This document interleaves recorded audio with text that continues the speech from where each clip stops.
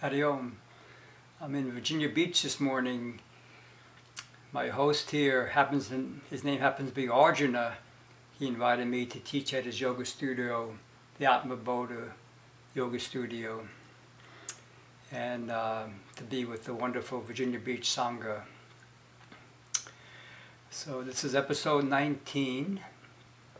I'm calling it A Healthy Confusion. Let's start with our slow, deep breath.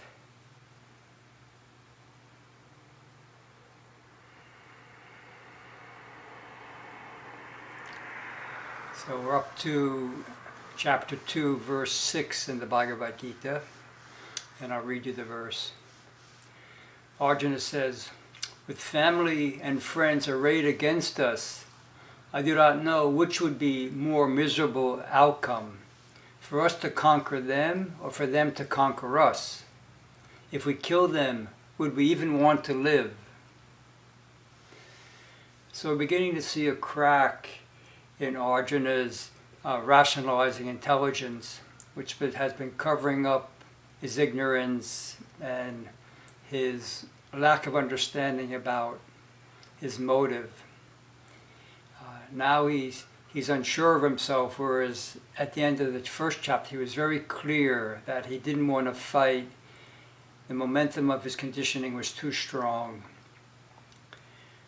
Swami Asokananda said, we start off fused in the sense that we're convinced that our worldview is accurate and we're perceiving things objectively.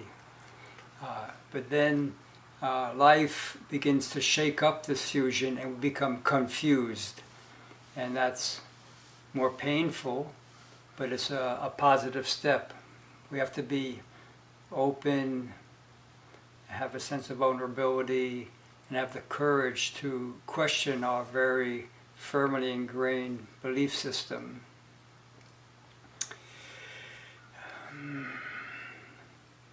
And it takes courage to question, am I seeing things as they are, or am I seeing things filtered through my upbringing?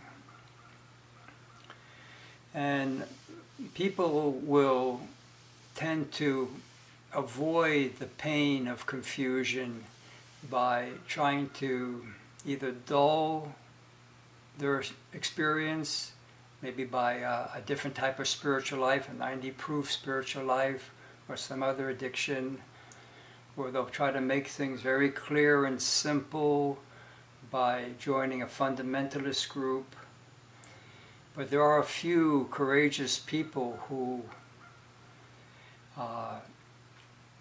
are willing to become genuine seekers and search for a teacher, a teachings, and a sangha.